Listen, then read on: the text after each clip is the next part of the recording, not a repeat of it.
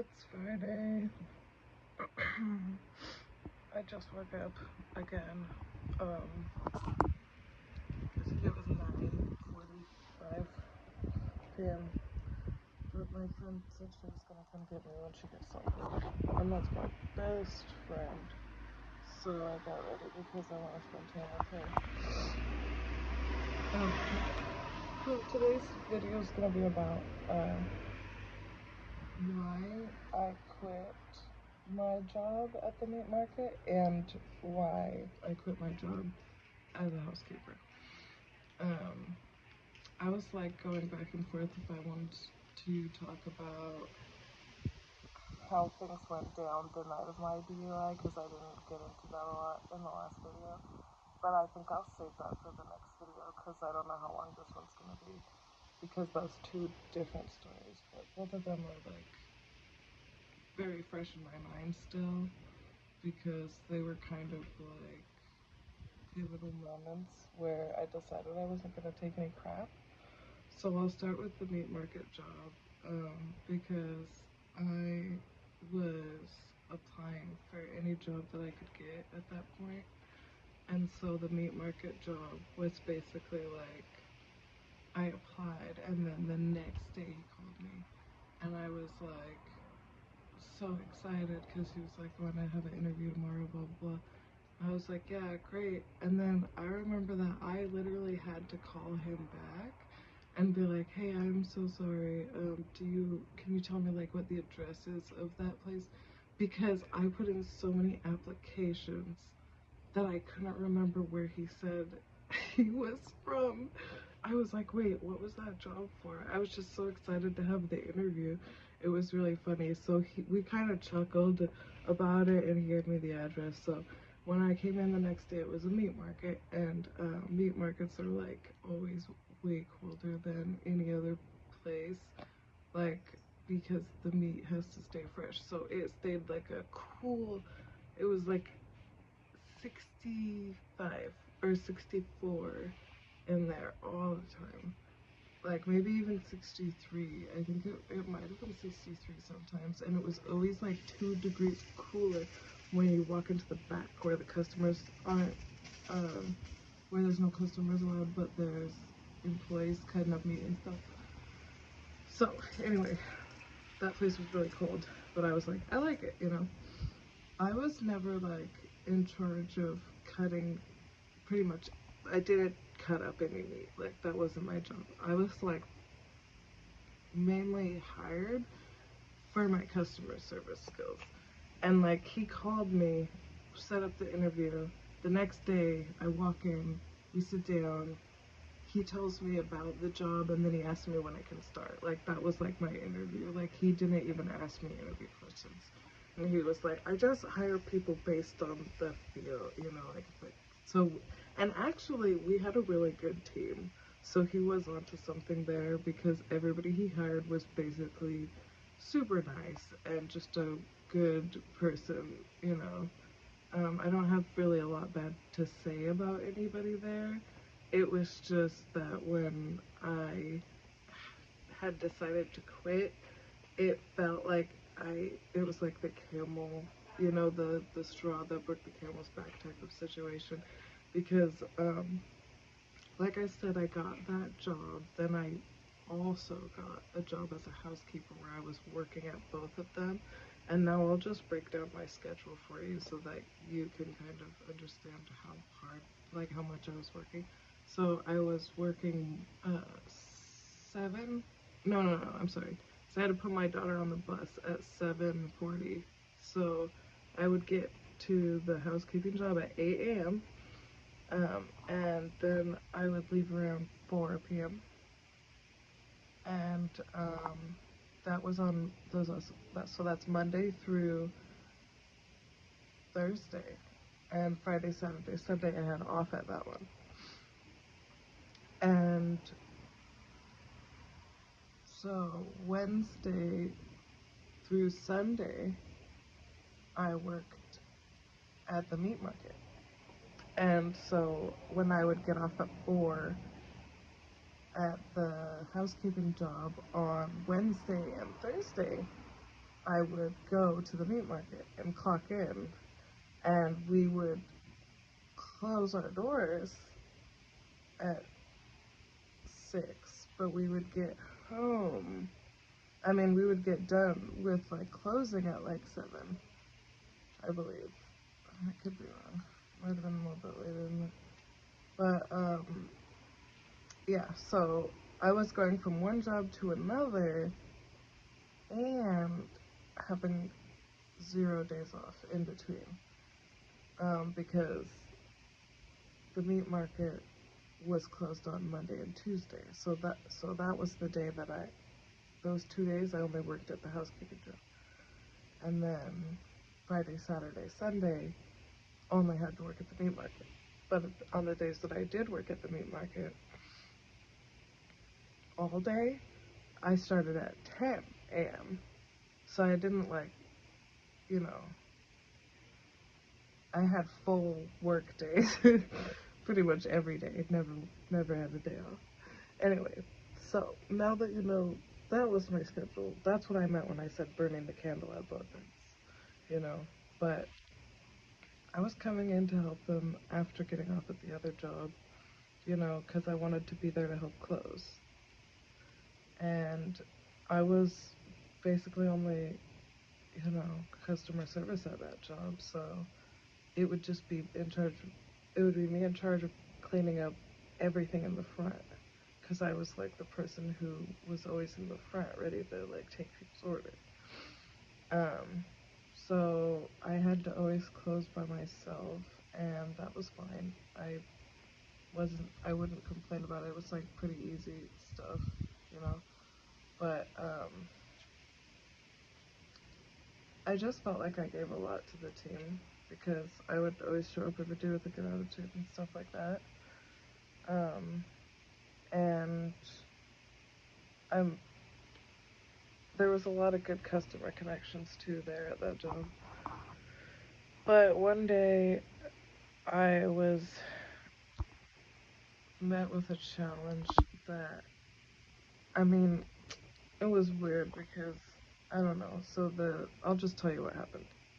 This lady walks in with her son, and her son's like in high school. I feel like he's in high school, he looks like maybe like a high school football player, because he was like a big dude. He was like really big. And, but young. You could tell he was young. I don't know how to explain. You kind of probably understand what I mean, but he was, there for like first or the second time maybe, and his mom seems like she's been there a lot more. And she walked right up to the beef jerky, and so I came up to the beef jerky, and she was like telling her son about it. I was like, let me know if I can help you with anything, blah blah, and she was like, let's you haven't tried that, have you? To her son. She was like, let's get a sample. And she was like, miss, can you give me a sample of that? And I was like, yeah, sure. So I gave her like a sample. I went in the tray and found like the smallest piece, because that stuff's expensive, and so I didn't want to give a big piece, so I gave a little piece, but she like split it in half, gave her son some, and she ate some. She's like, very good, that's really good, let's get some of that. And she ordered some, so I was backing it up for her. And then she ended up doing that same thing, like with the, oh son, have you tried this, 2 more times. So it was like she got 3 samples, right, in the course of her ordering. But there were times when I was like, oh, have you tried this? And I wasn't sampling it to her, I was just suggesting it to her. And she would be like, yeah, let's get one of those too, without tasting it, right? So anyway, by the time they had ordered everything, she was getting whatever her son wanted. Like, he would be like, Mom, get that. And she'd be like, yeah, So they get to the counter, and I ring them up, and they leave, and their order was $96. And my boss waited till there was no one in the store, and he turned to me and he ripped me a new one for 10 minutes. He was like, I just watched a family have an all you can eat on the buffet line. and like basically just yelled at me for like giving away 3 samples. I was like, oh my god, oh my god, is this happening right now? Because he's so nice, he's such a nice guy, but I guess I really pissed him off. But the people left with $96 worth of product, so I didn't understand why he was mad at me. But I did my job that day. I I like cleaned up really good. I made sure everything was done perfect, and then I never went back there. Like I just never clocked back into work. I never. The only time I went back was like 2 weeks later to get my last check. Like I have never in my life no call, no showed,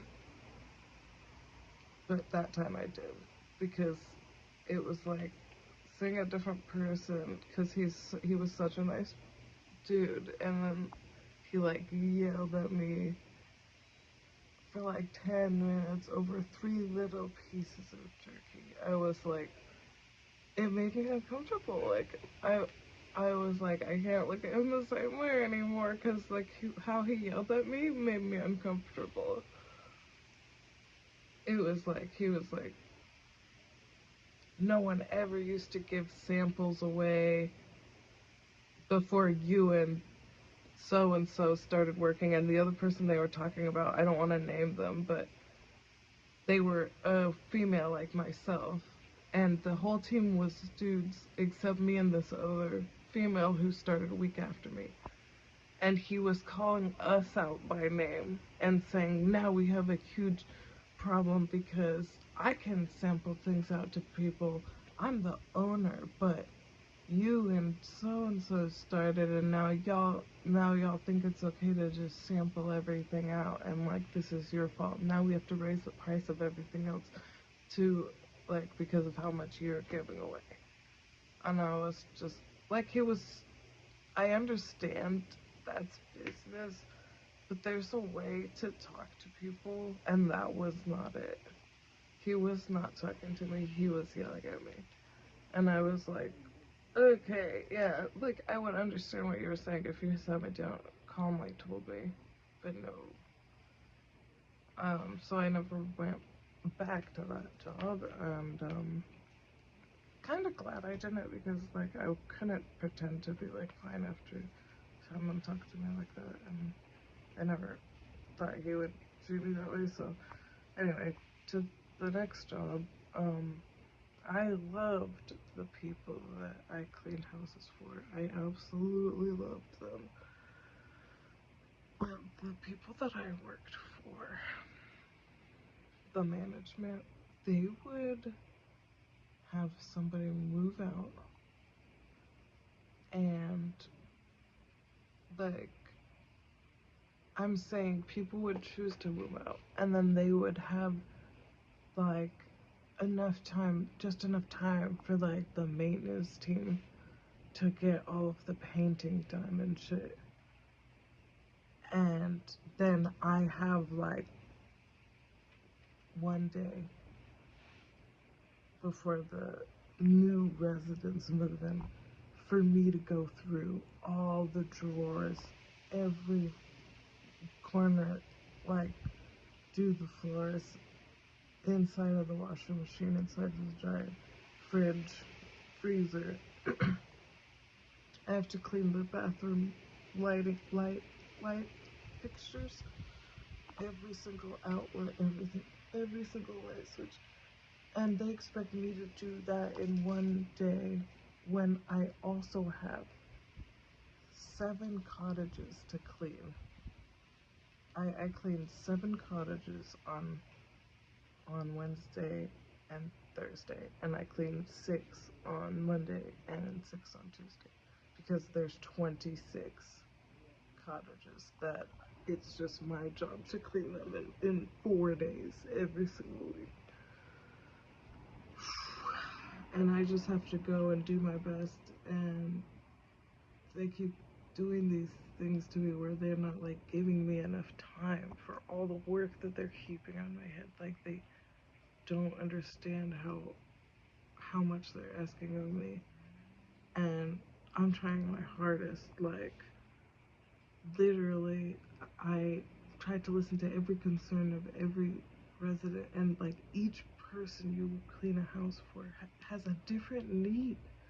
Some people don't care at all if you dust for them, but they need those floors shining. Other people have like really bad eyesight, and they're like, girl, I couldn't tell you if that floor is clean or not. I don't really care. I just need you to dust because I have asthma or I have allergies. Everybody has different needs, you know, so I'm trying to remember each resident's needs, and they like call me in the office. I just, it was, I'm jumping ahead in my story, but like, this is why I quit that job, because I put my best into caring for those people and trying to take care. Like, my job is to help out with things basically that it's hard for them to do now because they're older. So yeah, I go and I dust. I make their beds. I do a lot, like clean their sheets for them, take out their garbage. I did a lot, but it was light housekeeping, and like technically I'm supposed to go in, go out, and like be done in 10 to 30 minutes, but my cottages that I'm cleaning are 15 to 1800 square feet, and it would take me 45 minutes, and depending on like the bed, because some of them had one king size bed, but others had like two, you know, the posturpedics, how they move up and down separately. And so you have to put two fitted sheets, two out inner sheets, and then one blanket over the top. You know what I mean? It's like you have to make two beds instead of one. So, and that would be a lot of the time. So I'm just saying that job was a lot of work, right? The reason I left that job is because one day, I know that there's gonna be an open house next day. I have to clean the crap out of this. Like, I have to clean it to make it sparkling, like this unit, so that they can use it for the open house. And the lady who is the big boss, um, she comes up to me and tells me I have to clean the windows. And that's not my job as a housekeeper. No housekeeper there has ever cleaned the windows. That's always been maintenance job, to clean that, like the outside. I could clean the inside. She wanted me to clean the outsides. I clean the outsides. I say yes. My coworker's like, you said yes? I said yes. I freaking clean the outside of these windows. And this lady comes up to me and says, you didn't clean the windows on the outside. And she has me come with her when I'm in the middle of working. And she goes like this, like puts her like, finger, I don't know, on the window. Makes this big mark. And she's like, you didn't clean these. I was like, lady, if you you need to hire somebody who has the equipment to clean outside of these windows, because I don't have it in my little supplies of like household cleaning stuff. I tried, like, the particular window that she chose to it really hit like hard for me, because that one was the one that I cleaned 3 times trying to get that shit off of there because it was bad.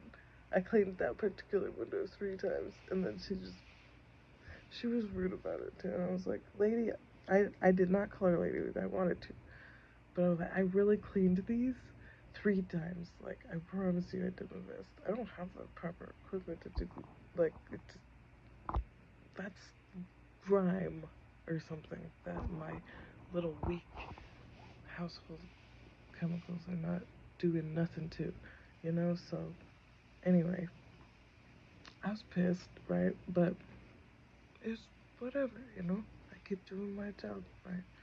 And then she springs another person moving in on me, and so what I do is I come in early, I leave late.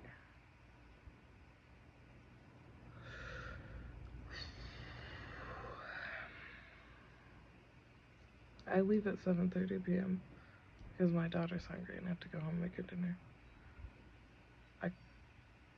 This makes me mad, but I go home, I make my daughter dinner. I go to bed. I wake up at 6. Oh no, 5:30. I wake up at 5:30 to a text from the big boss, right? Telling me, hey, if you can come in early and finish that unit because they're coming in today. I get up, get ready. I go to work early, and they can call me in their office and say I'm not doing enough.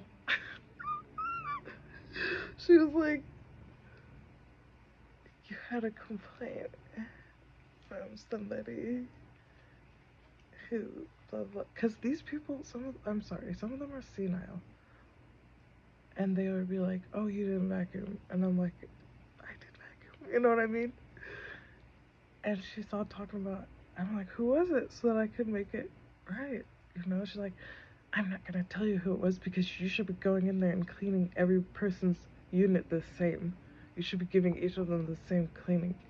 And I was like, that's why I went into detail with you guys about how each unit deserves or requires something different. They all care about different things, so I try to hear what the person wants and do what they want because I'm good at my job. I feel like that's how you, because if you just go in and don't listen to them, there's gonna be problems. But she was saying how I should do the same thing every unit or whatever, and then she was talking to me about how do I think I'm doing. I was like, I'm doing my best, you know. I don't remember what exactly it was she said because the actual part with the meeting kind of is fuzzy because it was like pretty uncomfortable, but she just basically said she sat there and said I wasn't doing enough, so I was like, you can find somebody else to clean for you then. And I got up and I literally checked up the deuces and I walked out of there and I walked to the break room where we have our clock in, clock out. I clocked out. I said it was nice working with you. Oh, Sarah, what, And I was like, I can't talk about this right now. And I walk, and I turn around, and Karen's there. And I'm like, my card's outside of unit so-and-so. And she's like, did you clock out? And I was like, yeah, I did. And I fucking went right by her to go clean up my locker. So it was freaking true nightmare, I swear to God. But I left that place, and so now I don't have 2 jobs. I have 0 jobs. And that is the stories of why I quit those places. And now I have no job. I am gonna start looking for another job, but I got discouraged because of the freaking government funds are not free. One of them was $86 and the other one's $12, and then I have $0. So, yeah. Thank you for listening to this other rant that I keep doing in the middle of the night because that's when I wake up because my sleep schedule is weird and crazy right now. But yeah, I will see you guys in the next video. Thank you for listening.